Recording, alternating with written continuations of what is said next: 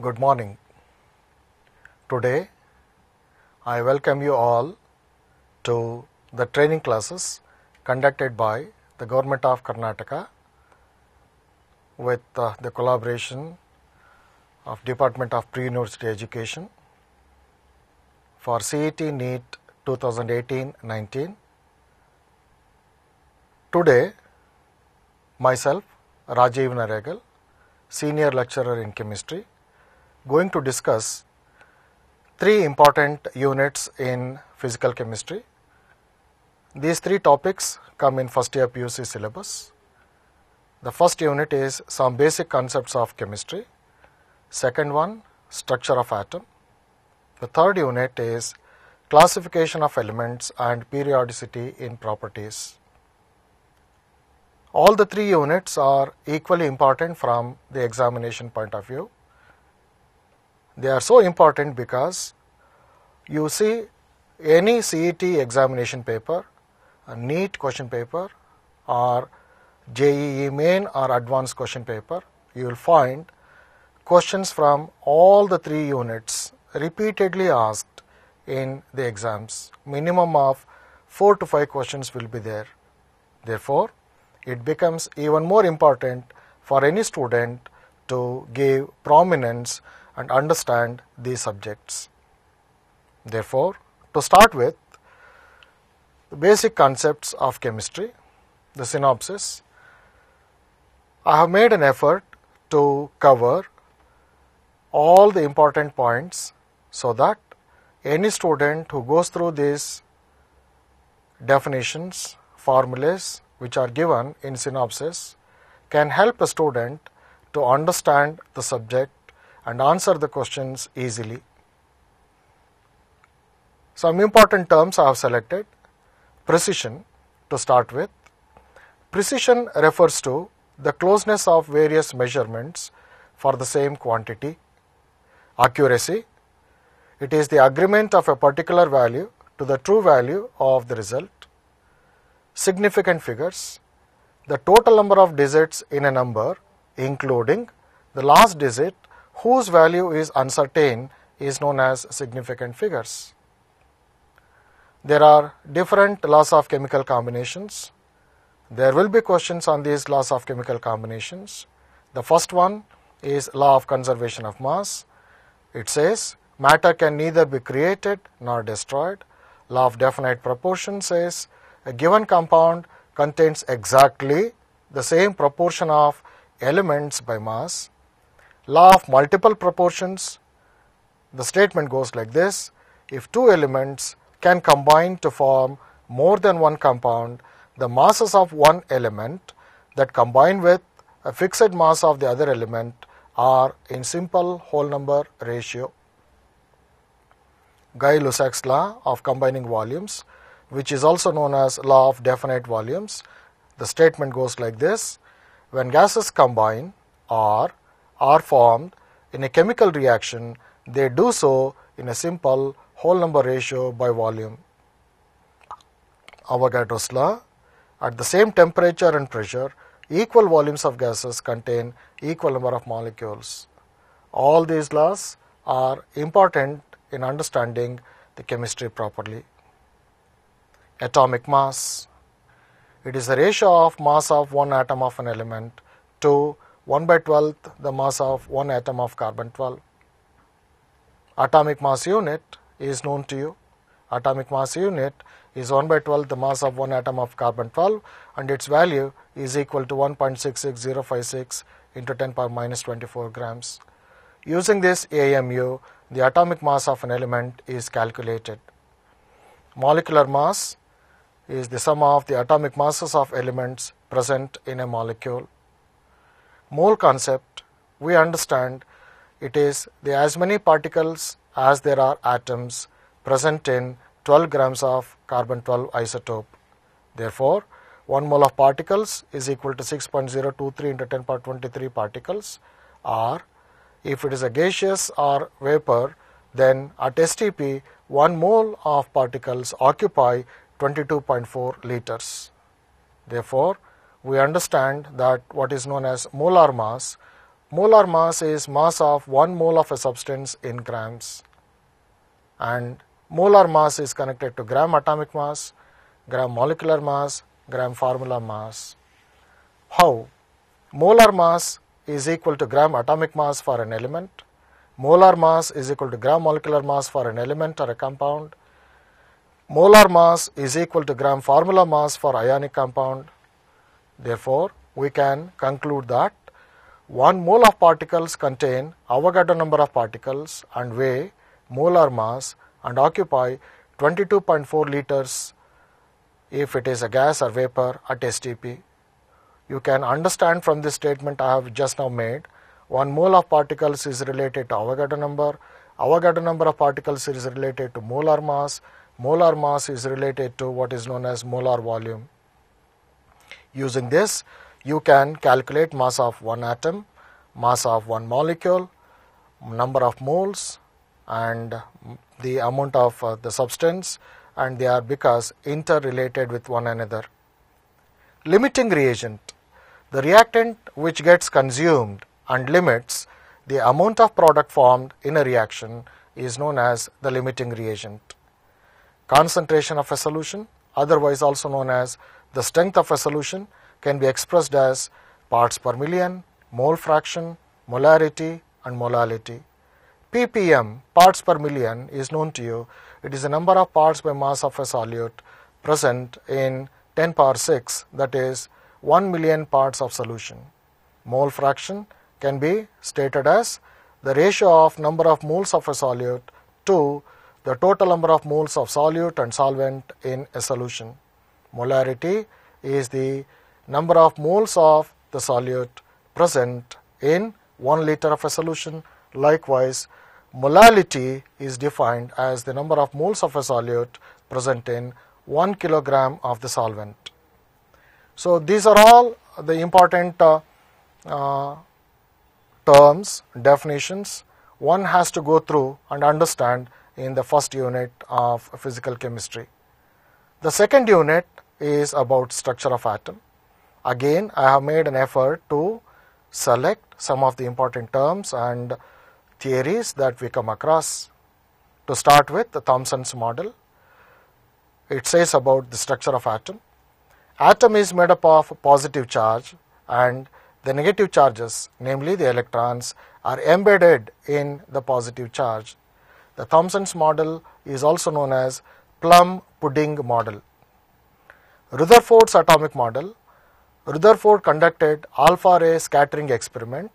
On the basis of alpha ray scattering experiment, he made some of the observations which we now consider them as the postulates.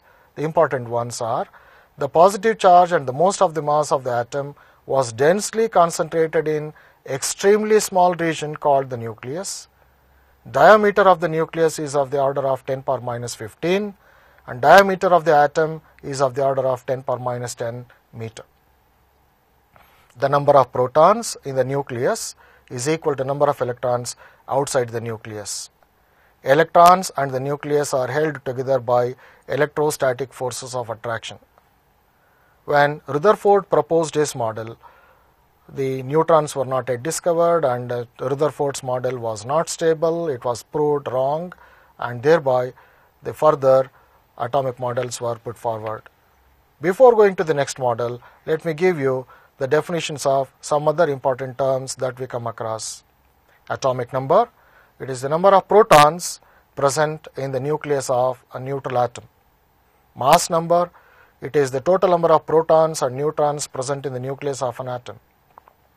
Atomic number is normally indicated by Z, and mass number is indicated by A. Isotopes are the atoms of the same element with same atomic number but different mass number. Isobar, elements having the same mass number but different atomic numbers. So you should know the difference between isotope and isobar. Even there is one more important term that you come across is isotone. These are the elements having the same number of neutrons, and they differ in the number of protons. In otherwise, they differ in mass number. Isoelectronic species, atoms or ions having the same number of electrons are known as isoelectronic species. Bohr's model of hydrogen atom. Bohr, after studying quantum mechanics, he considered and put forward his idea about the structure of atom, hydrogen atom. According to Bohr, the electrons revolve around the nucleus in a closed concentric stationary energy levels, also known as orbits. The angular momentum of electron is quantized, that is, angular momentum of an electron is given by nh by 2 pi, and electron can jump from lower energy state to higher energy state only when it absorbs energy, or it can jump from higher energy state to lower energy state only when it radiates energy. And the important formulas that you come across in Bohr's model, first one, angular momentum, mvr is equal to nh by 2 pi, where the values of n are 1, 2, 3, etc. Bohr's radius can be given by Rn, which is equal to R naught into n square by z, where R naught is equal to 0.529 into n square by z. Energy of electron in nth Bohr's orbit is given by En is equal to minus 13.6 z square by n square electron volt per atom. Potential energy is given by minus z e square divided by 4 pi epsilon naught r. Electromagnetic radiations. What are these electromagnetic radiations? They are made up of electric and magnetic fields oscillating perpendicular to each other and to the direction of propagation. Electromagnetic radiations are associated with some important characteristics. They are wavelength, frequency, velocity, and wave number. These definitions are already known to you. Wavelength, indicated by the symbol lambda, it is the distance between two neighboring crests or troughs. Frequency, symbol for that is nu. It is the number of waves passing through a point per second. Velocity, c, it is the distance travelled by a wave in 1 second. Wave number, indicated by the symbol nu bar, it is the number of wavelengths per centimeter. And we now understand there are different spectral series, namely Lyman series, bracket series, Balmer series, Paschen series, and Fund series. These spectral series are found in different regions. Lyman series found in UV region, Balmer in visible region, Paschen, bracket, and Fund series are found in infrared or IR region. The number of spectral lines, before going to the number of spectral lines, let me tell you, the wave number of the spectral line is calculated by the formula RH, which is Rydberg constant, into 1 by n1 square minus 1 by n2 square. RH is equal to 109.67800 per meter, or 1.096780 into 10 power 7 per meter. For Lyman series, n1 is equal to 1, n2 is equal to 2, 3, 4, etc. Likewise, you can understand for different spectral series. To calculate the number of spectral lines, when the final state is the ground state, that is n1 is equal to 1 and n2 is equal to n, number of spectral lines is given by the formula n into n minus 1 by 2. When the final state is not the ground state, that is n1 is not equal to 1, the number of spectral lines is given by the formula n2 minus n1 into n2 minus n1 plus 1 divided by 2. These two are the important formulas. Questions on this are repeatedly asked in NEET and CET exams. Therefore, any student has to concentrate on these formulae. Debroglie relationship, which talks about the particle and the dual nature of the electron, which says matter exhibits particle and wave-like properties. That is, lambda is equal to h by mv. Lambda is the wavelength, h is Planck's constant, m is the mass, and v is the velocity. Heisenberg's uncertainty principle. It is impossible to determine simultaneously the exact position and exact momentum of an electron.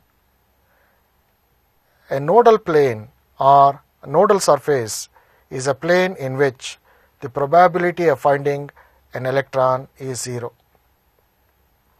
Therefore, we further proceed to understand the important terms.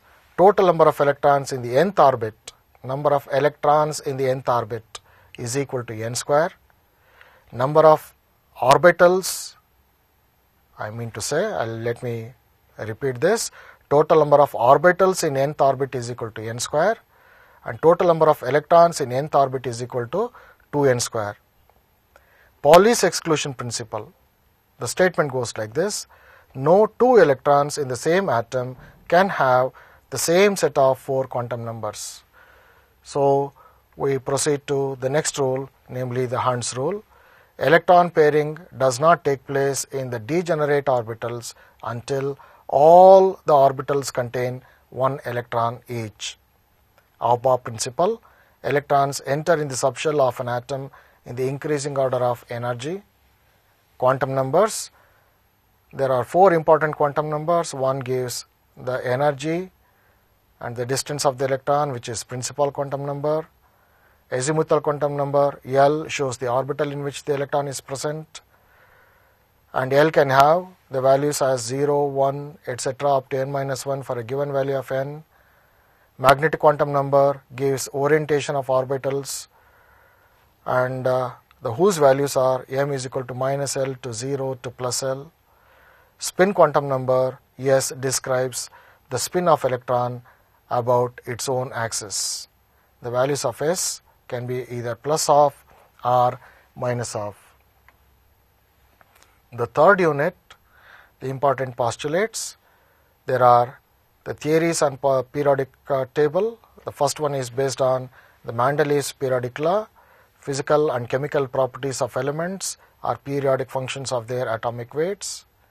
Based on this, Mendeleev constructed periodic table, which was famous and known as Mendeleev's periodic table.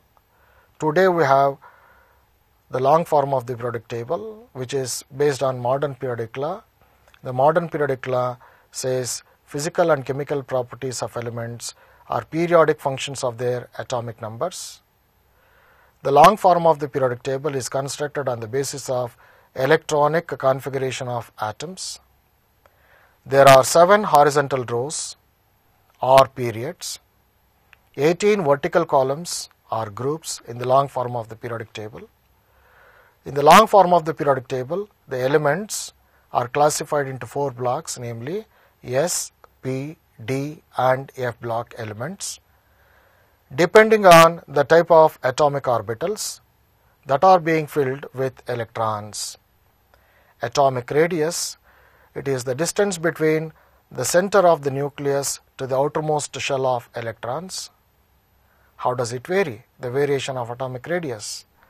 Atomic radii decrease with increase in atomic number in a period, that is across the period from left to right.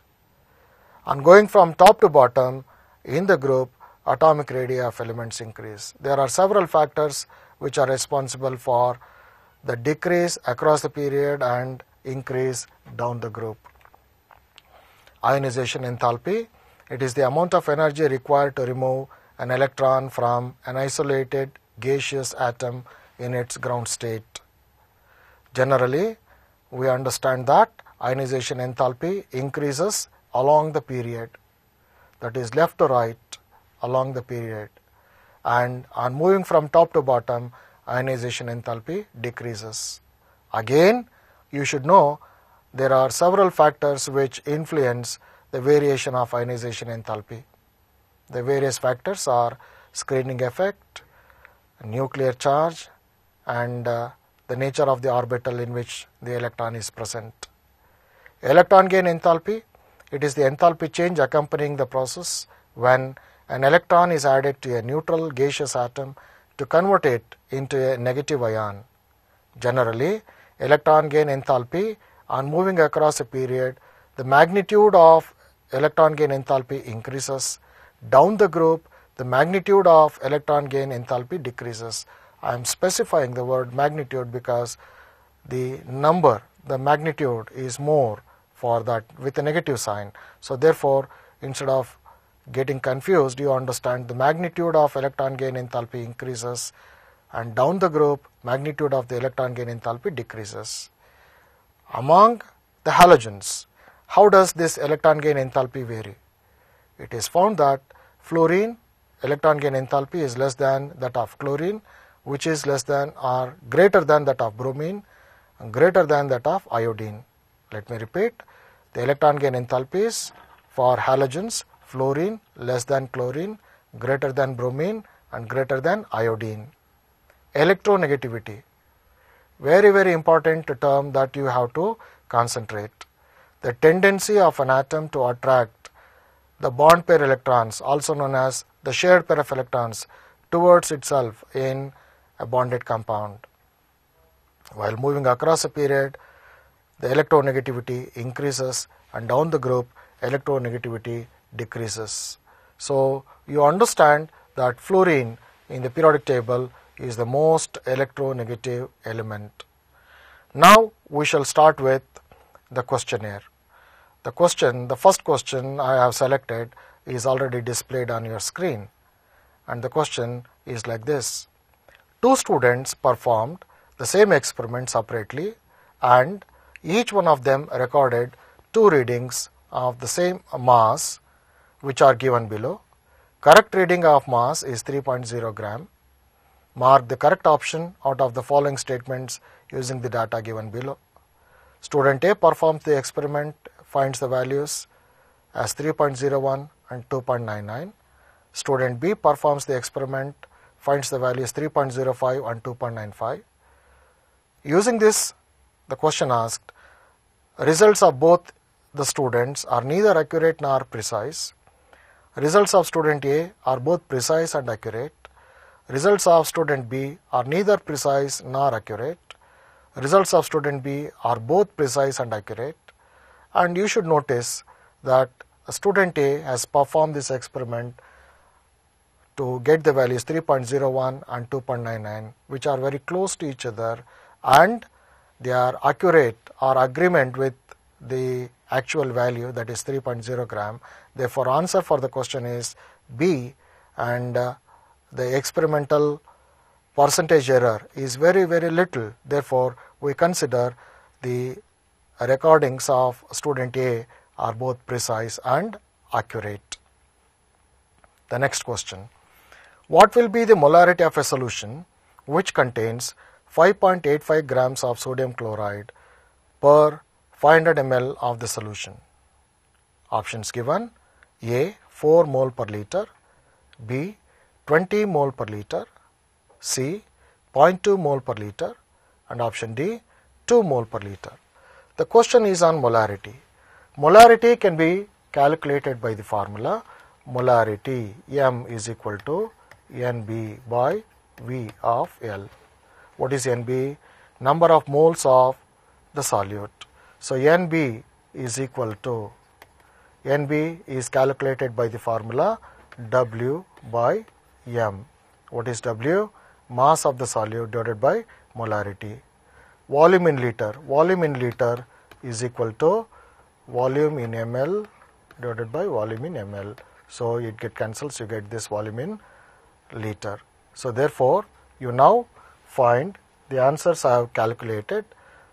It is given like this: molarity NB by V, where NB is WB by MB, and molarity is equal to 5.85 divided by 58.5, and for volume you have to convert this volume given in milliliter to liter. Therefore, divide by 1000, 500 by 1000 liter, and what you get is the number of moles as 0.1 and the volume as 0.5 liters. Therefore, the answer you get is 0.2 mole per liter, and the correct answer is option C, that is 0.2 mole per liter. 500 ml of a 5 molarity solution is diluted to 1500 ml. What will be the molarity of the solution obtained? Different options are given. Option A 1.5 mole, option B 1.66 molar, option C 0.017 molar, option D 1.59 molar. The dilution formula one has to understand is M1 V1 is equal to M2 V2. So, if you assume these two as M1 V1 and this will be V2, therefore, you have to calculate M2, that is M1 V1 divided by V2. So, this is equal to 500, M1 is 5 molar by 1500. So, the answer I have calculated using this formula, and you find the answer is 1.66, and therefore, the correct answer is given in option B, that is 1.66 molarity. We shall go to the next question. The number of atoms present in 1 mole of an element is equal to Avogadro's number. The statement is given very clearly. Understand, 1 mole, it says 1 mole is equal to Na atoms. Which of the following elements contain the greatest number of atoms? So, the question is based on mole and atoms, therefore, convert the masses of these species given into number of moles. So, how to calculate? So, 4 grams of helium, number of moles N is equal to 4 divided by 4 grams, that is equal to 1 mole.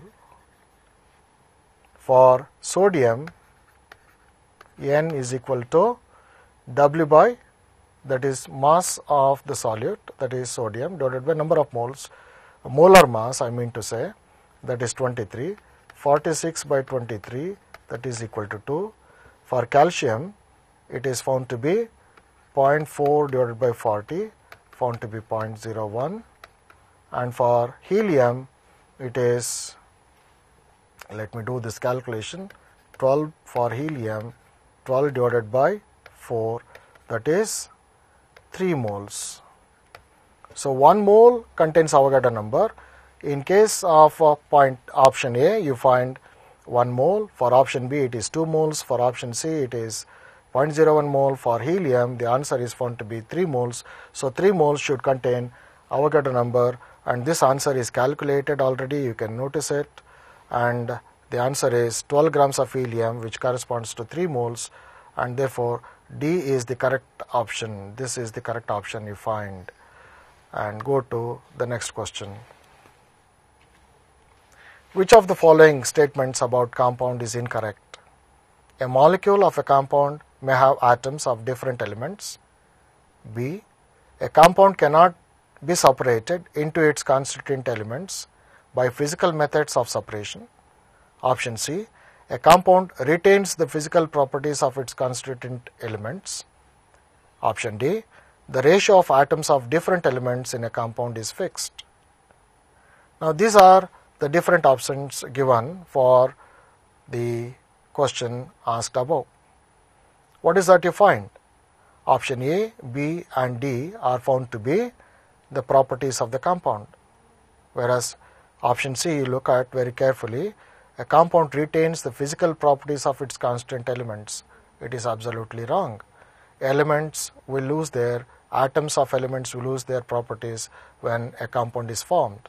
For example, hydrogen is inflammable, oxygen is a good supporter of combustion, whereas water, which is formed by the combination of hydrogen and oxygen, is used to extinguish the fire.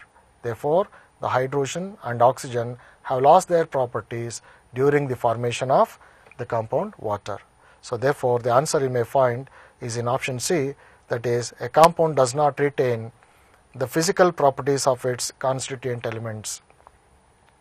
In other words, the atoms will lose their properties when compound is formed. Which of the following statements indicates that the law of multiple proportions is being followed? Option A. Sample of carbon dioxide taken from any source will always have carbon and oxygen in the ratio 1:2. When you read this question, you clearly understand that this question is based on law of definite proportions. Carbon forms 2 oxides, namely carbon dioxide and carbon monoxide, where masses of oxygen which combine with fixed mass of carbon are in the ratio 2:1. This is exactly what the answer for the given question. So, Here mass of one element, namely carbon, is fixed, whereas the mass of oxygen in carbon dioxide and carbon monoxide is in the ratio 32:16 or 2:1. So therefore, you understand this is the required answer for the given question. Option C is about law of conservation of mass, whereas option D is about law of definite proportions or Guy-Lussac's law. So you find I have already given the answer for you. The statement indicates for option B, the statement indicates that the law of multiple proportion is followed. Go to the next one. Which of the following conclusions could not be derived from Rutherford's alpha particle scattering experiment? Option A, most of the space in an atom is empty. Option B, the radius of the atom is about 10 power minus 10 meter, while that of nucleus is about 10 power minus 15 meter. Option C, electrons move in a circular path of fixed energy called orbits. Read it once again. You may notice something which is not the observation made in Rutherford's model. Electrons move in a circular path of fixed energy called orbits.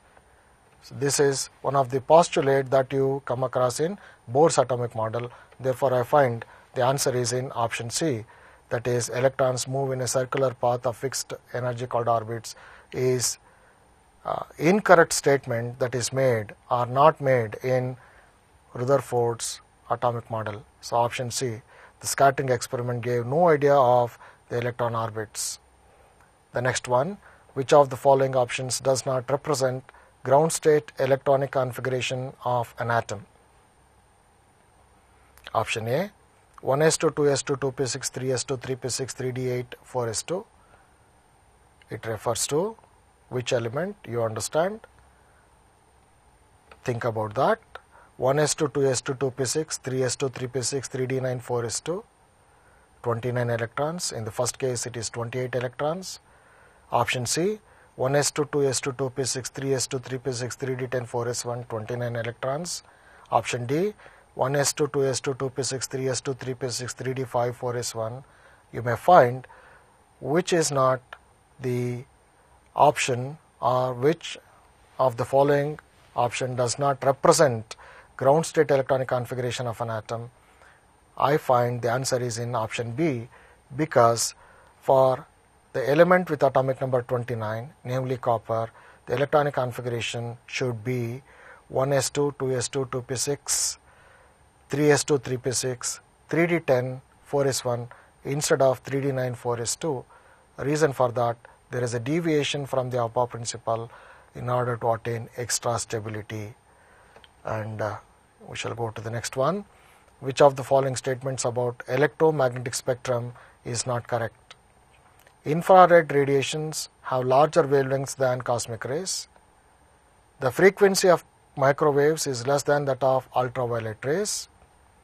X-rays have larger wavelength, larger wave number than microwaves. Whereas option D talks about the velocity of X-rays is more than that of microwaves.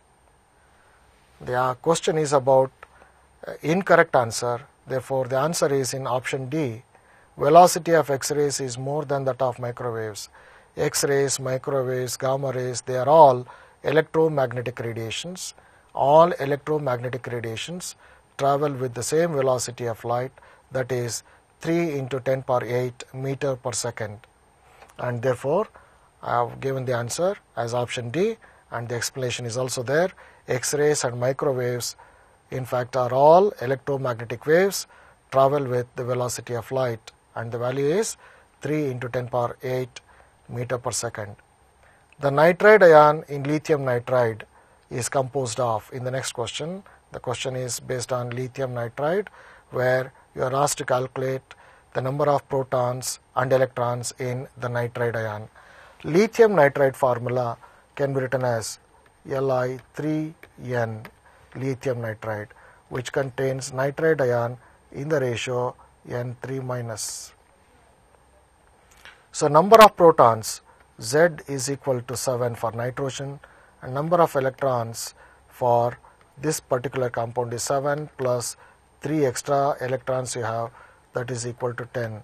So I have given this answer In the next slide you find the answer for nitride ion is, the formula for nitride ion is N3 minus, the number of protons is equal to 7, the number of electrons is equal to 7 plus 3, that is equal to 10. So therefore nitride ion contains 7 protons and 10 electrons.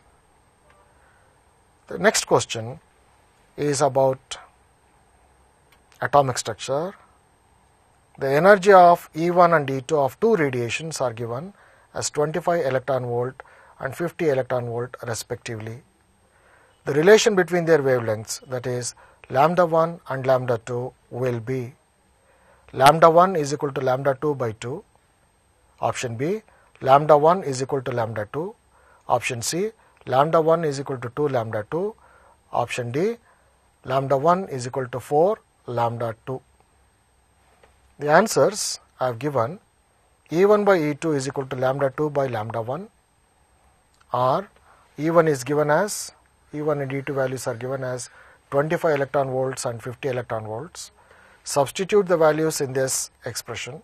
25 by 50 is equal to lambda 2 by lambda 1, or simplify, you get lambda 1 is equal to 2 lambda 2. Therefore the answer is in option C. So therefore we go to the next question.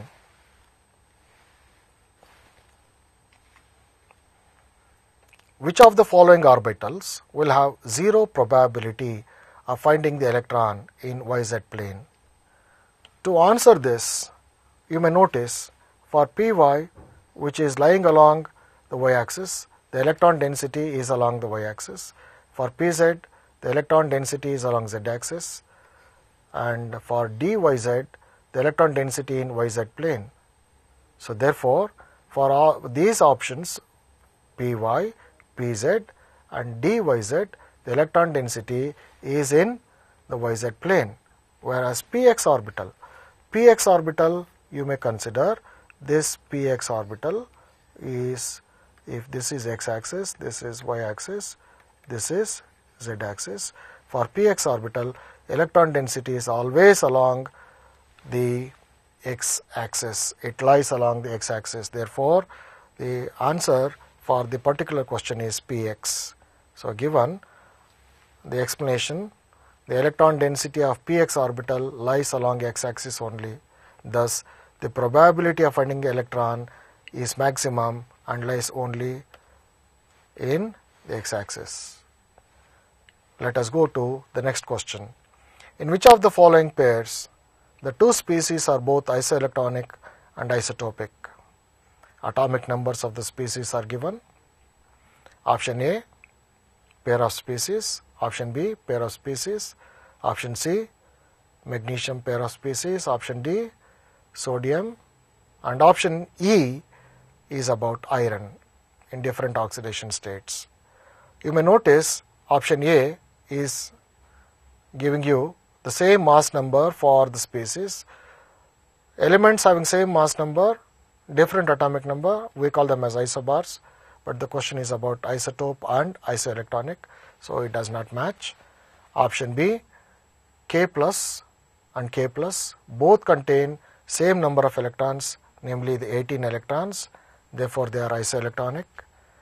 And the number of protons in both potassium ions is 19 each, therefore they contain the same number of protons, atomic number is same, mass numbers are different, they are isotopes as well as isoelectronic. That is the correct answer for the question. And the other options, magnesium ions and sodium ions and iron ions in option C, D and E are all isotopic species, but they are not isoelectronic. Let us go to the next one. When the electron of a hydrogen atom jumps from n is equal to 4 to n is equal to 1 state, the number of spectral lines emitted is, the question is on number of spectral lines emitted, and therefore the formula to be used, n is equal to 4 to n is equal to 1, ground state is n is equal to 1. So formula to be used is n into n minus 1 by 2, that is equal to 4 into 4 minus 1 by 2 that is equal to 4 into 3 by 2, which is equal to 6. So answer for the question is 6. Let us find out what is that we have calculated, and it is the same calculation. When an electron jumps from n is equal to 4 level, the number of spectral lines given by 4 into 4 minus 1 by 2, that is equal to 4 into 3 by 2, that is 12 by 2, which is equal to 6. Shall I go to the next one now? The question is like this. The wave number of the spectral lines in the emission spectrum of hydrogen will be equal to 8 by 9 times the Rydberg constant of the electron jump. If the electron jumps from option A, n is equal to 3 to n is equal to 1, option B, n is equal to 10 to n is equal to 1, option C, n is equal to 9 to n is equal to 1, option D, n is equal to 2 to n is equal to 1. The spectral lines are calculated by the formula nu bar is equal to RH into 1 by n1 square minus 1 by n2 square. Here it is given the wave number of the spectral line in the emission spectrum of hydrogen will be equal to 8 by 9 times of the Rydberg constant. Therefore, 8 by 9 RH is equal to RH into 1 by 1 square minus 1 by n square. Simplify, RH get cancels, and you find 8 by 9 is equal to 1 by 1 square minus 1 by n square. Bring this 1 square on this side, it becomes 8 by 9 minus 1 is equal to minus 1 by n square. Simplify, you get minus 1 by 9 is equal to minus 1 by n square. That is 1 by 3 is equal to 1 by n. If it takes the square root, 1 by 3 is equal to 1 by 9, or n is equal to 3. Therefore, when the electron transition takes place from n is equal to 3 to n is equal to 1, you will find this answer in which option? That is found in option A. See the calculation I have made. Nu bar is equal to RH, and all the calculations, all the points are given. Use this formula. Nu bar is given, substitute the values, simplify, and you get this answer. The transition is taking place from n2 is equal to 3 to n1 is equal to 1. That is the correct answer. The probability density plots of 1s and 2s orbitals are given in the figure. It has not come out properly, and there should be dots here. The dots are missing. Let me put the dots here.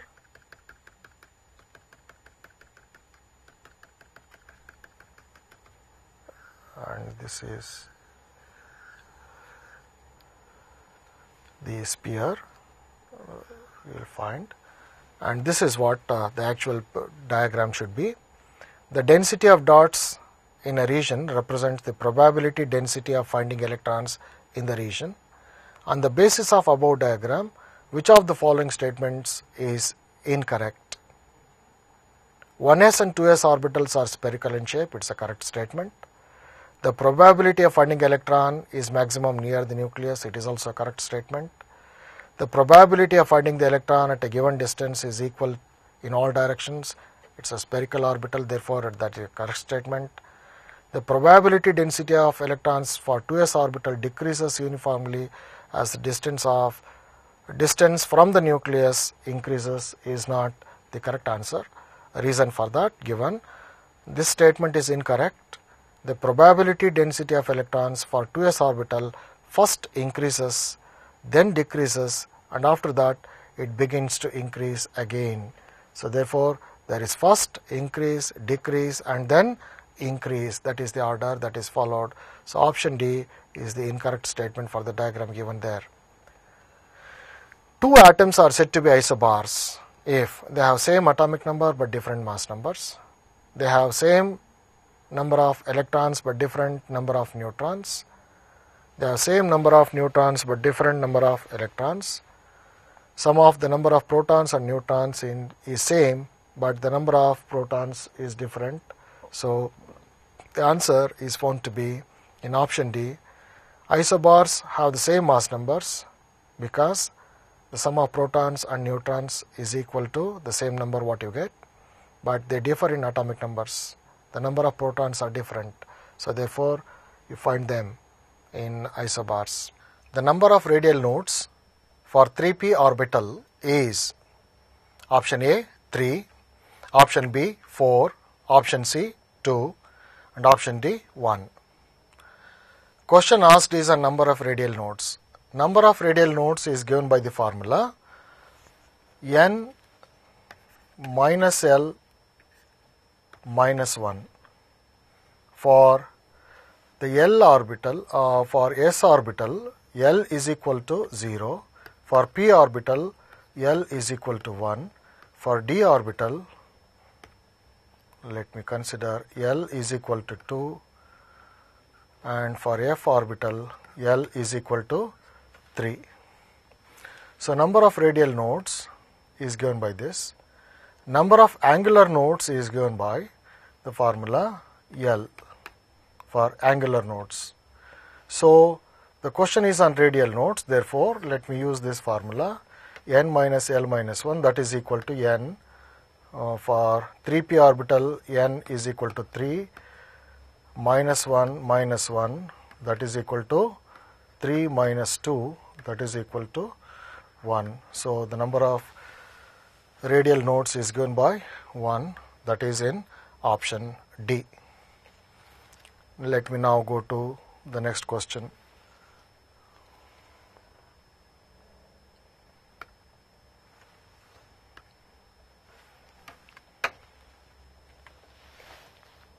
The number of angular nodes for 4d orbital.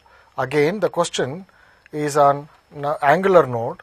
For angular node, the formula to be used is L. So for 4d orbital, n is 4, L is found to be, d orbital, L is found to be 2. So therefore L is equal to 2 is the answer. And let us verify what is that I have given in the answer. Answer is in option C. You find explanation. The number of angular nodes for 4d orbital is L is equal to 2. Let us move to the next question.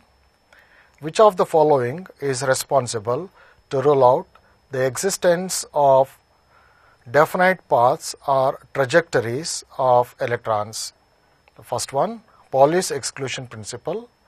Option B, Heisenberg's uncertainty principle. Option C, Huns rule of maximum multiplicity. Option D is Aufbau principle. So for the given question, answer is in option B, and that is Heisenberg's uncertainty principle. Heisenberg's uncertainty principle is known to you. It is simultaneously impossible to calculate both the momentum and the position of an electron. There is always uncertainty associated in the calculation. Therefore, it rules out the path traced by the electron. The total number in the next question, the total number of orbitals associated with third shell will be. Total number of orbitals associated is the question. Answer for the given question is calculated by the formula n square. Number of orbitals is the question asked. N square. Let me go to the previous slide. And the question is 3 square is given. What is that? 3 square is equal to n square, that is equal to 3 square is equal to 9. So the number of orbitals in the nth orbit is given by n square, that is equal to 3 square, that is equal to 9, and that answer is given in option C. That is the correct answer. Go to the next one. Consider the isoelectronic species Na plus, Mg2 plus, F minus and O2 minus. The correct order of increasing ionic radii is given. Option A, F minus less than O2 minus less than Mg2 plus less than Na plus. Option B, Mg2 plus less than Na plus less than F minus less than O2 minus. Option C, O2 minus less than F minus less than Na plus less than Mg2 plus. Option D, O2 minus less than F minus less than Mg2 plus less than Na plus. And these are all isoelectronic species containing 10 electron system. Therefore, you may find the correct order is found in option B, and one has to understand that in the case of isoelectronic species, with the increase in atomic number, nuclear charge increases, and with the increase in nuclear charge, electrons are pulled more towards the nucleus. Therefore, size of the ion decreases. In other words, ionic radius decreases. Therefore, the correct answer is in option B, Mg2 plus less than Na plus less than F minus less than O2 minus. That is, O2 minus has a larger ionic radius compared to any of the given ions. The order of screening effect of electrons of s, p, d and f orbitals of a given shell of an atom on its outer shell electron is in the order. Option A, s greater than p greater than d greater than f. Option B, f greater than d greater than p greater than s. Option C, p less than d less than s greater than f. Option D, f greater than p greater than s greater than d. And the answer for the given question is in option A, that is s greater than p greater than d greater than f. We shall now move to the next question. It is about ionization enthalpies. The first ionization enthalpies of sodium, magnesium, aluminum and silicon are in the order. We have already discussed about ionization enthalpy. The question is based on ionization enthalpy. Option A says Na less than Mg greater than Al less than Si. Na greater than Mg greater than Al greater than Si. Na less than Mg less than Al less than Si. Na greater than Mg greater than Al less than Si. So, you should understand ionization enthalpies increase across the period, but the increase is not regular.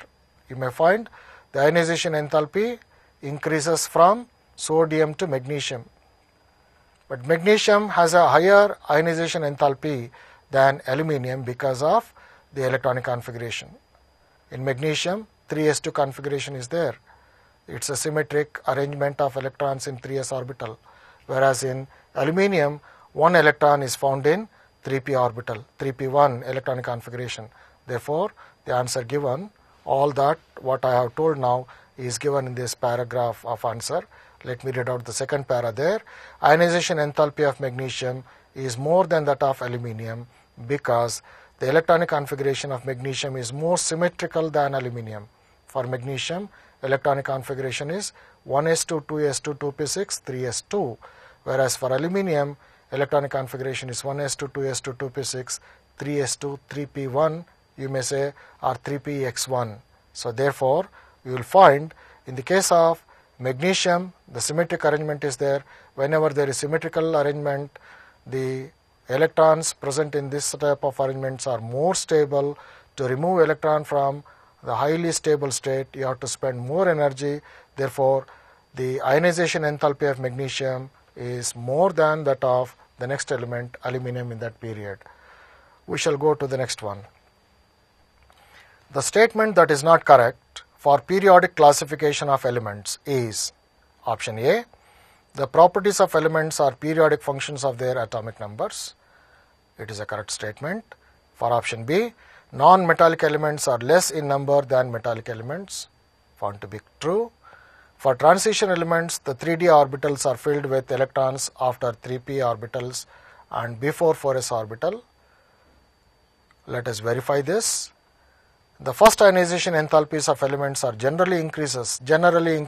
Previous question we discussed, and it says it is not a regular increase, it is a general increase with increase in atomic number as we go down or as we move across the period. So, therefore, we find for the given question, the incorrect statement is in option C.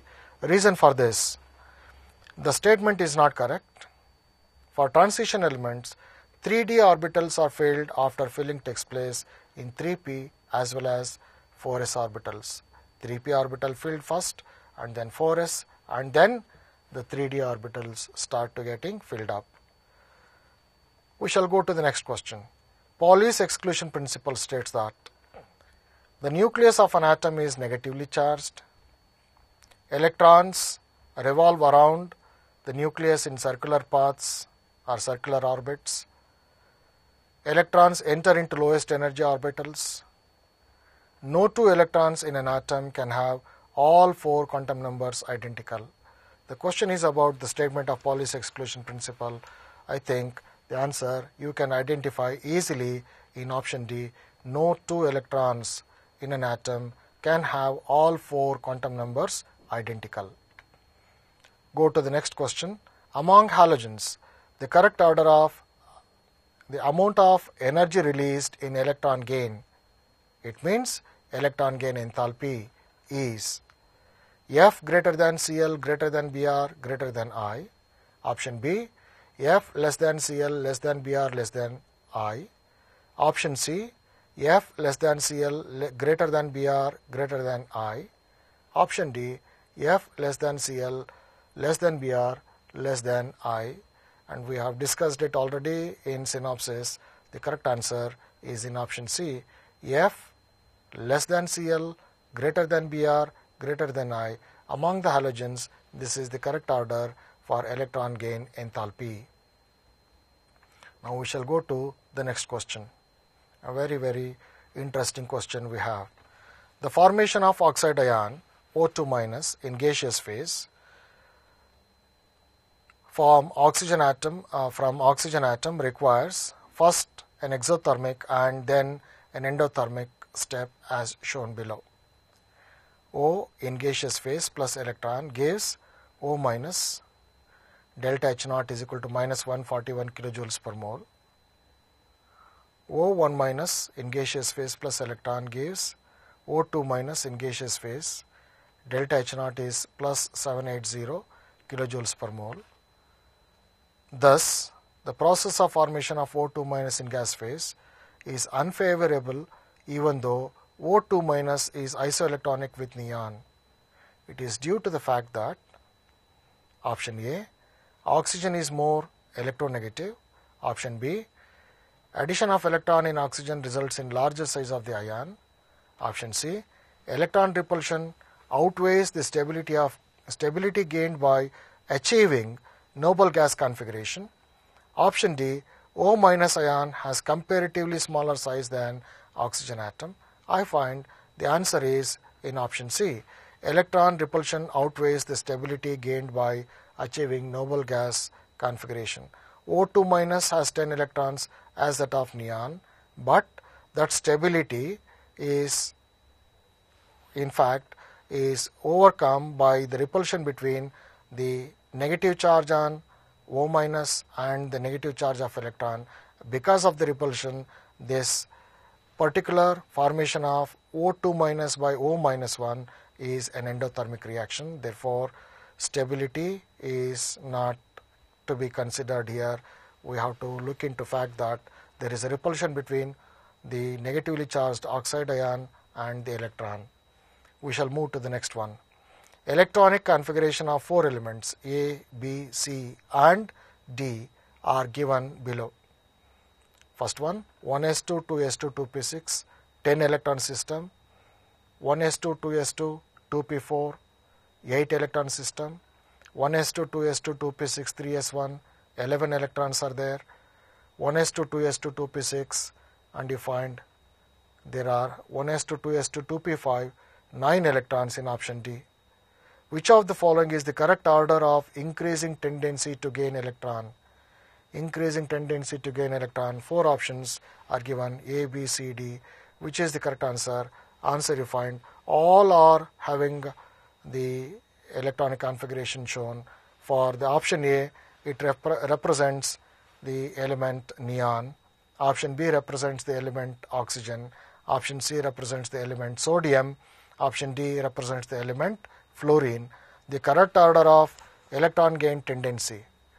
And how to understand this? Left to right, electron gain tendency, you should remember electron gain tendency increases. So therefore, the correct order is A less than C less than B less than D. The density of a gas is 1.964 grams per decimeter cube at 273 Kelvin and 76 centimeter mercury. The gas is option A, ethane, option B, methane, option C, xenon, and option D, carbon dioxide. What is the answer? To get the answer for this, density is given. Rho is equal to 1.964 gram per decimeter cube. That means 1 decimeter cube weighs 1.964 grams. Therefore, what is the mass of 22.4 decimeter cube of the gas? That is 22.4 into 1.964. This is equal to somewhere around 44. It should be, because 22 into 2, it is almost equal to 2.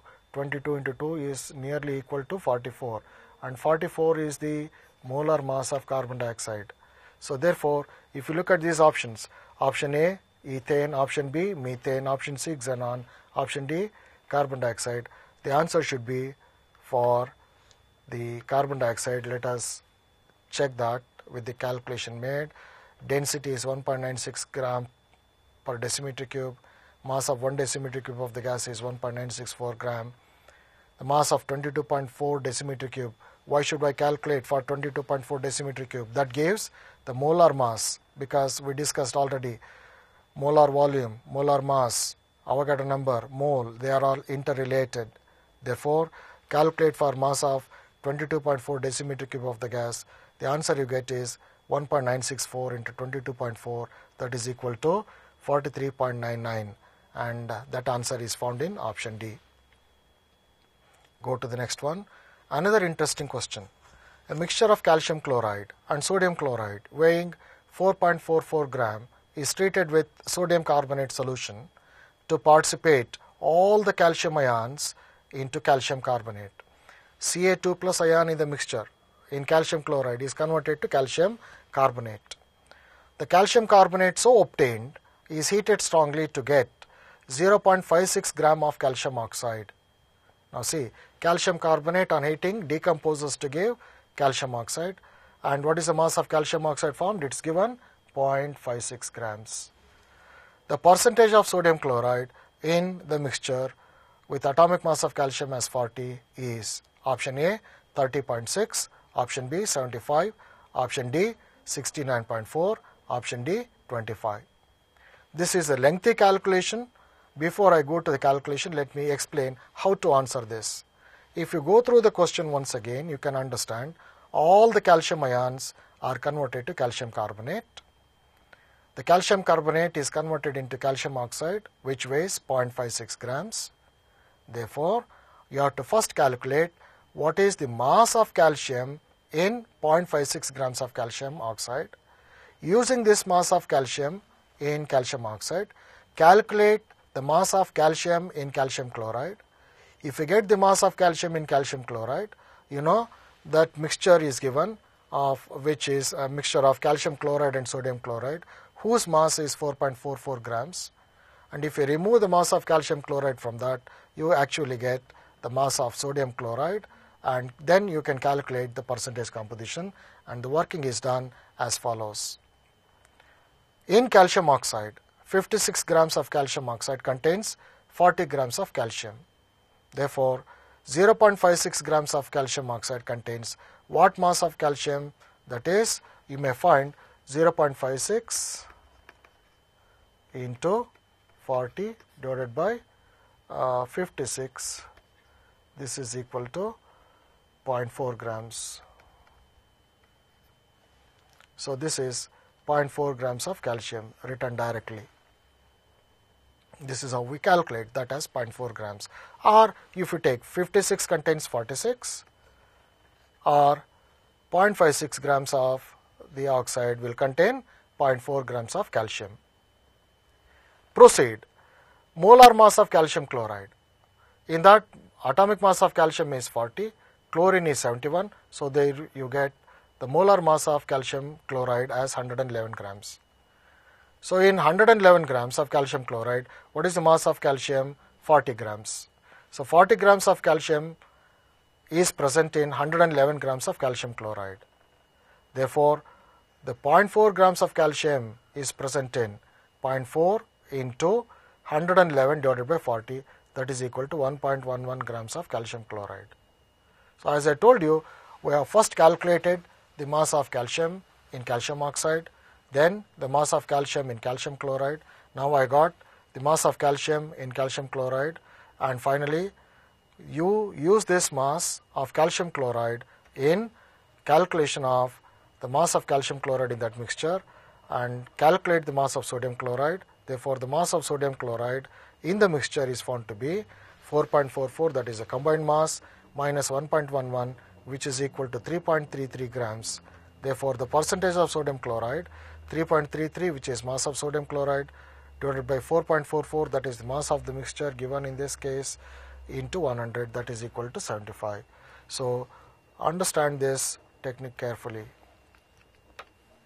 It's an interesting question, and you have to solve as many numericals as you can of this type. The number of water molecules present in a drop of water containing 0.018 gram is. This is a question which is related to number of molecules and mass. Mass and molecules, you know, 1 molar mass of a substance contains Avogadro number of molecules. That is, what is the molar mass of water? Molar mass of water is 18 grams. 18 grams contains 6.022 into 10 power 23. Therefore, 0.018 gram contains how many molecules? That is equal to 0.018 into 6.022 into 10 power 23 divided by 18. So, if you simplify, and you will get this answer in option D, I believe. Let us verify that. See, answer given is option D, that is 18 grams of water contains 6.022 into 10 power 23 molecules. Therefore, the number of molecules in 0.018 grams of water is equal to 6.022 into 10 power 20. Another interesting question, the empirical formula, a molecular formula type. Empirical formula of a compound is given CH2O and its molecular mass is 90.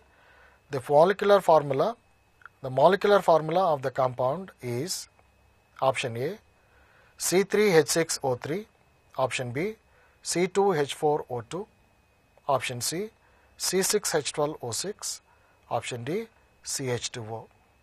In this particular question, empirical formula is given directly, and we use the formula to calculate the molecular formula. The relation to be used is N into empirical formula is equal to molecular formula.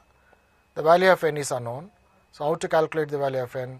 N is equal to molecular mass, that is given there, molecular mass divided by empirical formula mass, and you find this calculation is done as shown in the answer. The answer for the given question is in option A. How to get that? To calculate the value of N, molecular mass, as I told you, the ratio of molecular mass divided by empirical formula mass. Molecular mass of the compound is 90 divided by 30, that is equal to 3. So, to get the empirical formula, we don't need to calculate empirical formula, that is given already, that is CH2O. So, N is calculated. N into empirical formula is molecular formula. Therefore, value of N is 3, and multiply with that, you get this molecular formula of the compound as C3H6O3, the correct answer in option A. Go to the next one. 0.3 gram of an organic compound containing carbon, hydrogen and oxygen on combustion yields 0.44 gram of carbon dioxide and 0.18 gram of water. If 1 mole of compound weighs 60, then molar mass of the compound is CH2O, C3H8O, C4H6O, C2H4O2. And this question is not giving you the complete information. First you have to calculate the percentage of carbon, percentage of hydrogen and percentage of oxygen from the mass of carbon dioxide, water and the organic compound. Using this percentage composition, then calculate the ratio of atoms. How to calculate ratio of atoms? Percentage composition by atomic mass, and then you calculate the simple whole number ratio. The calculation is done as follows. Percentage of carbon, 12 by 44. What is this 12 by 44? 12 is the mass of carbon in 44 grams of carbon dioxide, because molar mass of carbon dioxide is 44. So molar mass of carbon dioxide is 44. How is this 44 you get? This is 12 plus 32. So 12 grams is present in 44 grams. 12 by 44 into 0.44 by 0.3. What is this 0.44? 0.44 is the mass of carbon dioxide that is formed in the reaction. 0.44 by 0.3 into 100. That gives you 40%. This 40 is the percentage composition divided by 12. What is this 12? 12 is the atomic mass. This gives you the number as 3.33. So 3.33 is the ratio of carbon atoms. Let us keep it as it is. Percentage of hydrogen, 2 by 18 into 0.18 into 100 by 0.3, that is equal to 6.66. That is the ratio of atoms. Percentage of oxygen, ratio of atoms you can say 0.66 divided by 1, that is equal to 6.66. And percentage of oxygen, 100 minus percentage of carbon plus percentage of hydrogen, that is equal to 100 minus 40 plus 6.66, which is equal to 53.44. So ratio of atoms is 53.34 divided by 16, which is equal to 3.33. Now, what is the ratio of atoms? How do I get 1:2:1? The least number in these three ratio of atoms, 3.33, 6.66 and 3.33 is 3.33. So ratio of atoms of carbon, hydrogen and oxygen, 3.33 by 3.33 is to 6.66 by 3.33 is to 3.33 divided by 3.33. So this is 1:2:1. So that is how you get this ratio of atoms as C1H21 or CH2O. So that will be the empirical formula. Empirical formula is CH2O. And we know the formula. Molecular formula is equal to N into empirical formula. Use this relation to get the molecular formula. To get the molecular formula, you require both the value of N and empirical formula. To get the value of N, molecular mass is given and it is given as 60. Empirical formula mass for this CH2O is found to be 30. So N is equal to 60 by 30, which is equal to 2. So therefore, molecular formula is equal to 2 into empirical formula, that is 2 into CH2O, which is equal to C2H4O2 is the correct answer for the given question, and that is found in option D. So we now go to the next one. What amount of dioxygen in grams contains 1.8 into 10 power 22 molecules? Again, the question is about the mass and molecules relationship.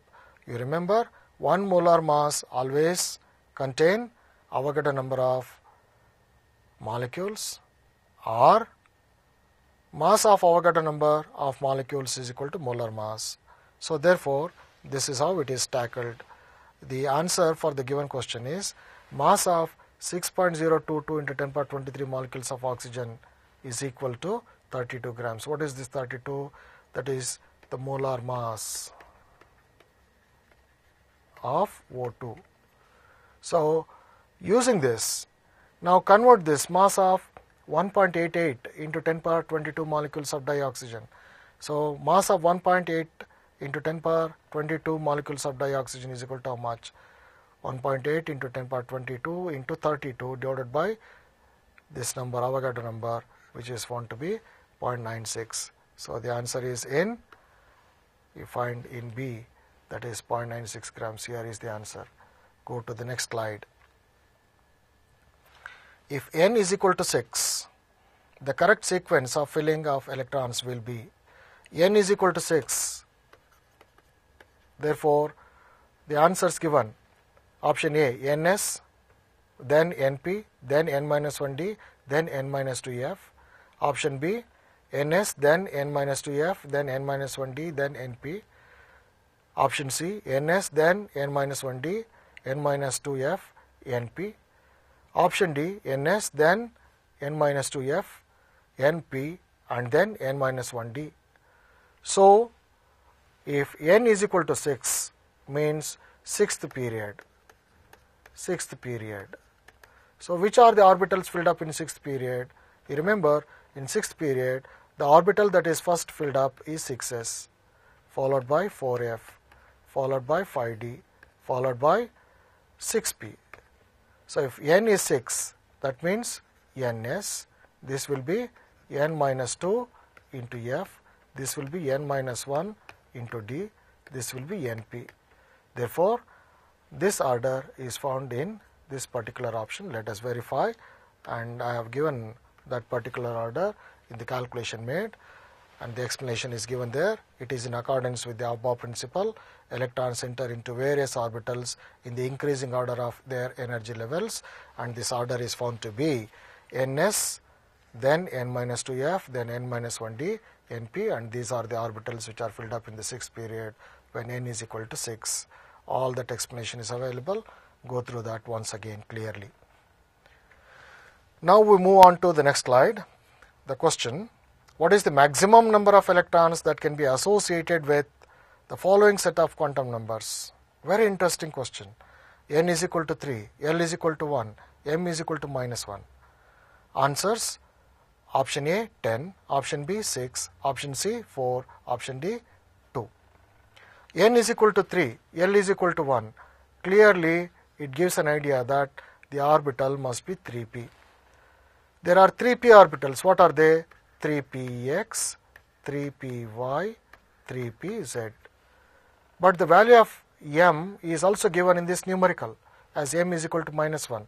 So, for a given value of L, when L is equal to 1, the values of m are minus 1, 0 and plus 1. Therefore, you now understand when m is equal to minus 1, it is 3px orbital. M is equal to 0, it is 3py orbital. M is equal to plus 1, it is 3pz orbital. So, in the given question, it is minus 1. That means it is 3pz orbital. 3pz orbital alone is possible for these quantum numbers. Any orbital can accommodate a maximum of 2 electrons. Therefore, this orbital possible is only one, that is 3pz orbital, and can accommodate only 2 electrons. And let us verify the answers given. The answer, I think, is given there, that is only 3pz orbital possible, and only 2 electrons are associated with these quantum numbers. N is equal to 3, L is equal to 1, and M is equal to minus 1. Questions of this type are repeatedly asked in the exams. Therefore, I suggest students to concentrate on these type of questions as well. Let us move on to the next slide. Which among the following factors is the most important in making fluorine the stronger oxidizing agent? Is it option A, electron affinity, option B, ionization energy, option C, hydration energy, and option D, bond dissociation energy? The answer for this question is, I find, in option C, that is hydration energy. When fluorine is dissolved in water, it forms fluoride ions liberating water of hydration. it undergoes hydration to a larger extent than any of the halogen atoms. And therefore, because of this, more amount of heat energy is liberated. It is found that fluorine acts as a strong oxidizing agent. Among the halogens, the heat of hydration is given for fluorine, chlorine, bromine, iodine as minus 515 kilojoules per mole, minus 348 kilojoules per mole, minus 347 kilojoules per mole, and minus 305 kilojoules per mole. It is in the decreasing order of magnitude. Fluorine with a higher magnitude is therefore a stronger oxidizing agent compared to the rest. When the electrons of hydrogen atom return to L shell from shells of higher energy, L shell the electrons are returning, understand this, L shell. We get a series of lines in the spectrum. The series is called Balmer series, Lyman series, bracket series, or option D, Bastian series. Which is the correct answer? K shell n is equal to 1. For L shell n is equal to 2. So that means n1 is equal to 2 and n2 is equal to electrons are returning from shells of higher energy. That means n2 will be 3, 4, 5, etc. And nu bar equation for this type is found to be 1 by n1 square minus 1 by n2 square, and the answer is this is 1 by 2 square minus 1 by n2 square. This is the expression you get for Balmer series. The correct answer I find is in Balmer series, and you find the answer given. The lines in spectrum are called Balmer series. Simple answer. You should understand that as soon as you look at this question and you find the letter L, n value should be 2. Based on that, you get this answer as Balmer series. Let us move on to the next slide. The mass of 112 centimeter cube of ammonia gas at STP is option A 0.085 grams, option B 0.850 grams, option C 8.5 grams, option D 80.5 grams. To get the answer, here mass and volume are related. To get this particular question, to get the answer for the particular question, we go like this. 22,400 centimeter cube of any gas weighs molar mass. So therefore, 22,400 centimeter cube of what is the gas given in this case? Ammonia weighs 17 grams. What is 17 grams? That is the molar mass of ammonia. Therefore, 112 centimeter cube of ammonia weighs what mass? That is 112 into 17 divided by 22,400. So if you simplify, you get this answer, and the answer worked out as follows. Look at this. Mass of 22,400 centimeter cube is 17 grams. For 112 centimeter cube, the answer is 0.085 grams, and it is found to be in option A. Let us go to the next slide. The number of oxygen atoms in 4.4 grams of carbon dioxide is option A 1.2 into 10 power 23, option B 6 into 10 power 22, option C 6 into 10 power 23, option D 12 into 10 power 23. Here the number of oxygen atom in 4.4 grams of carbon dioxide. The question is related to number of atoms and the mass. When the question is related to number of atoms and the mass, what is the relation that you have to use? And you remember, molar mass, 1 molar mass of any substance contains Avogadro number of molecules. Therefore, we understand 44 grams of carbon dioxide contains Na. Therefore, 4.4 grams of carbon dioxide contains how many? 4.4 into Avogadro number divided by 44. What is this Avogadro number? That is 6.022 into 10 power 23. Substitute and simplify, you get this number as 0.1. 4.4 by 44 is 0.1. 0.1 into 6.022 into 10 power 23, and simplify, you get this answer somewhere around 6 into 10 power 22. Let us verify that answer in the answer keys, and this is further oxygen atoms is the question asked, not the molecules alone. So molecules is what we get, 0.1 into 6.022 into 10 power 23 molecules. The question is on oxygen atoms. Then you find one molecule of carbon dioxide, one molecule of CO2 has 2 O2 atoms. You can see that 2 atoms. In one molecule of carbon dioxide, there are 2 oxygen atoms. For so many moles, how many oxygen atoms will be there? That is 2 into so many moles. Therefore, you find the number of oxygen atoms in this is found to be 1.2 into 10 power 23. Answer is found to be in option A. That is the correct answer. Go to the next slide. If 3.01 into 10 power 20 molecules are removed from 98 milligrams of sulfuric acid, then number of moles of sulfuric acid left are 1.66 into 10 power minus 3 moles, 0.1 into 10 power minus 3 moles, 9.95 into 10 power minus 2 moles, 0.5 into 10 power minus 3 mole.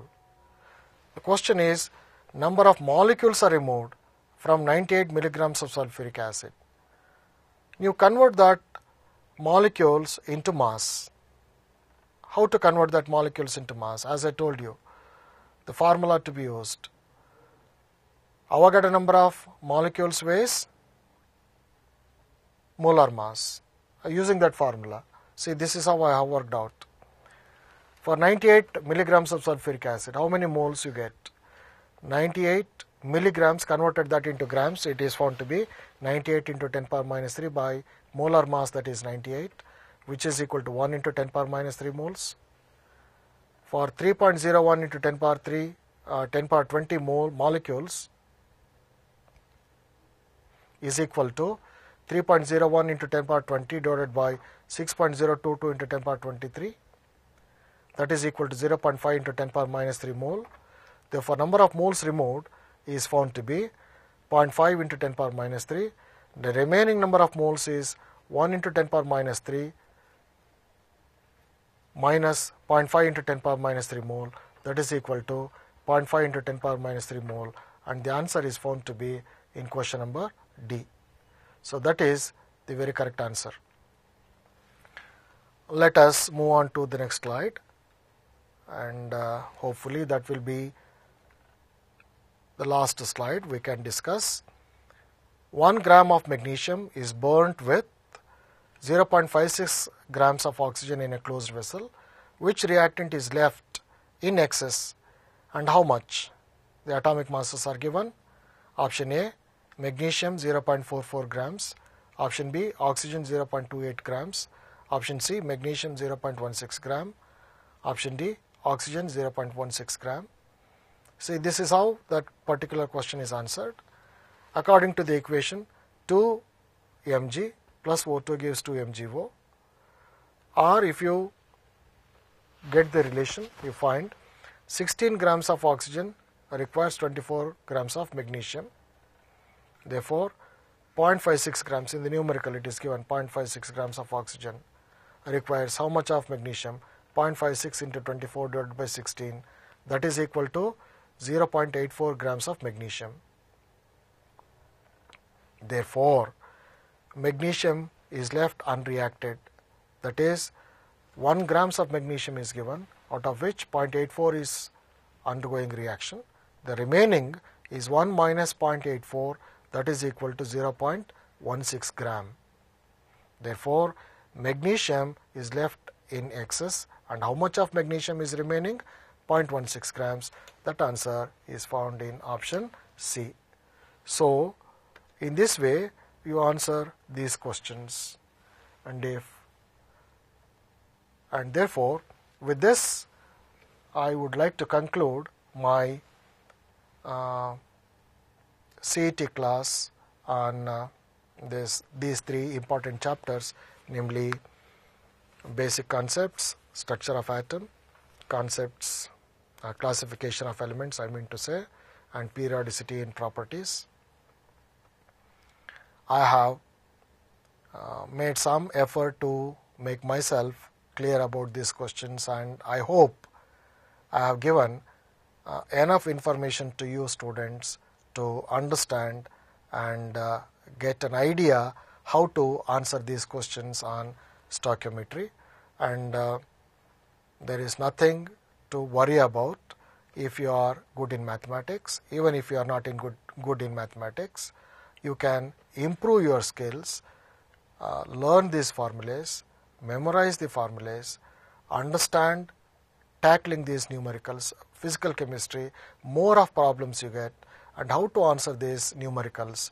You have to work more and more examples, and thereby you gain confidence, and when you get confident, you will answer questions happily. With this, I conclude my presentation. Thank you one and all.